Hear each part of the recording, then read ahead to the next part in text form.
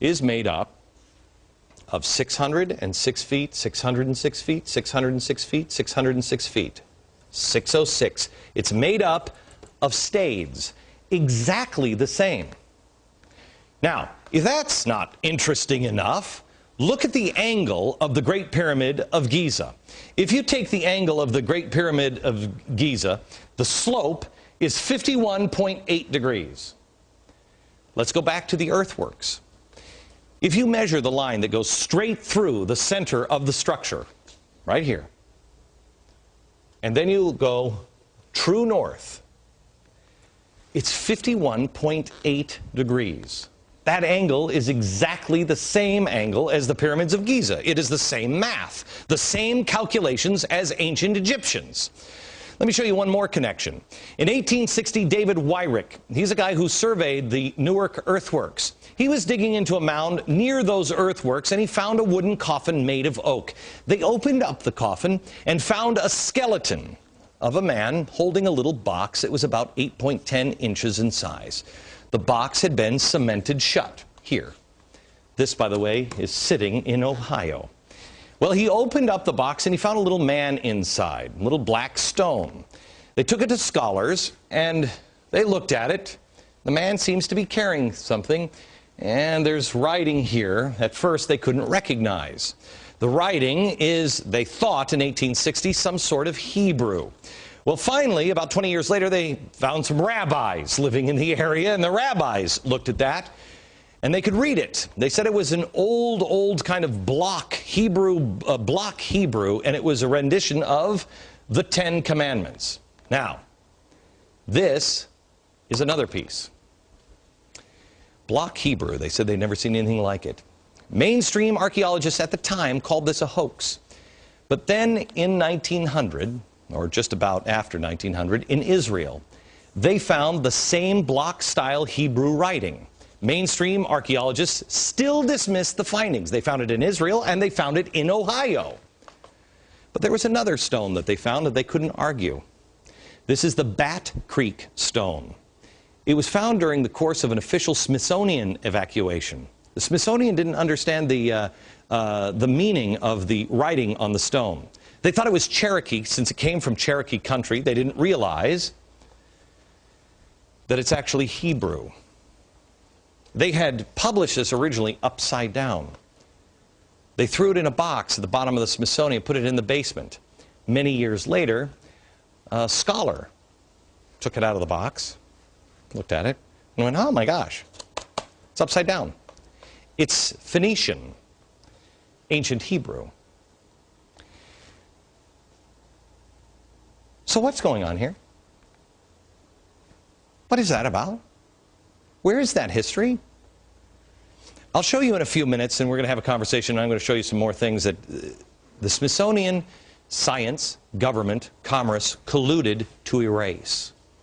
By the way, I want to thank the directors of the documentary Lost Civilizations of North America for bringing these stories to my attention. I was blown away. To find more, visit the website lostcivilizationdvd.com.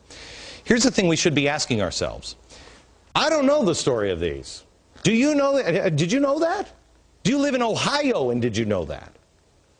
Why not? Were the American Indians wronged? Yes. Yes. And that's what we focus on in America. Is we were bad to the American Indians. Forget about it. It's in the past. The question should be the ones that the founders asked. Who are they? What knowledge do they have? Can you imagine the difference we would have now if we would put our differences aside and put our past in the past and concentrate on today and say, let's learn from each other. What do you have? What is that? What is that? When we come back, I'm going to be joined by Peter Lilback, who is, I've told you before, is one of my favorite authors. He's going to talk to me a little bit about the founders here. And I'm also going to show you some documents that show how that history has been erased. Next. This is the Smithsonian Annual Report, 1882-1883. This is John Wesley Howell. This is an original copy. John Wesley Howell in 1789. Again, Powell. This is the director the Bureau of Ethnology at the Smithsonian Institute, he said this. Artifacts found prior to Christopher Columbus's arrival would be considered illegitimate by the Smithsonian. Only the savage Indian culture would be observed, and this created the artificial barrier to science. Only the savage. Science was colluding with government because of commerce, and religion was involved. Now, why do I tell you all this stuff?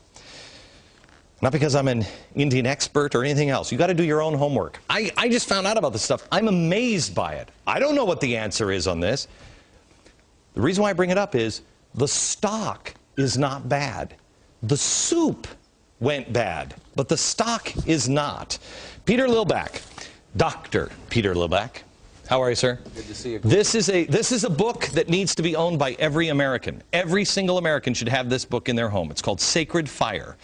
These are the words of George Washington, and it takes history absolutely apart. Apart. Not on somebody's opinion, but on their own words, on his words. Peter, I want to go to you and talk to you a little bit about, again, the stock. George Washington had a good relationship. Our founders had a good relationship with the Native Americans, right? There's no question about that. When they came to America, they realized they could not survive without a close relationship with the Indian people. The greatest story, for example, is the Pilgrims who were blown off course. 800 miles out of their destination in Virginia, they're in Massachusetts. They land on ground, and they're in the middle of nowhere, no government. They make the Mayflower Compact, so they have government when they land. And there's no Native Americans there because a plague had gone through, but one person shows up. He happens to be a Native American that knew English. He'd actually been taken captive to England. He'd learned English. He'd gotten his freedom. He came back, his people were gone. The white settlers are there all of a sudden, and he meets them and he says, "Welcome." He speaks English. They couldn't believe it. The providence of that moment is extraordinary. They needed help, and there was a person there to help them, and he was a Native American. Right. And that creates Massachusetts. All right. Do I have time for one more story real quick? No? Okay, hang on, because I want to come back and talk about, William Penn. Because William Penn said something when he was working with the Indians that is critical to understand the truth, I think, about America. And we'll do that next. The history that has been erased in our nation, and in particular with the Native Americans, happened because it didn't fit the story they created, Manifest Destiny. It only works when Indians were savages, and they had to have savages for commerce and government to expand. The ancient artifacts prove otherwise. Why aren't we looking into those? Peter Lilback is the president of Providence Forum and the author of George Washington's Sacred Fire. Okay, Peter. I think a great place for Americans to understand the truth about Americans and Native Americans and African Americans, all of it. It comes from William Penn. Tell the story. Great story. Philadelphia, the great founding city of the United States. That's where government began. It was founded by William Penn. He wanted a city without walls. And he determined that he would do it by making a constant commitment to justice and ethics with the Native Americans. There never was an Indian war with William Penn. And there's a wonderful treaty that still exists that describes the commitment they made.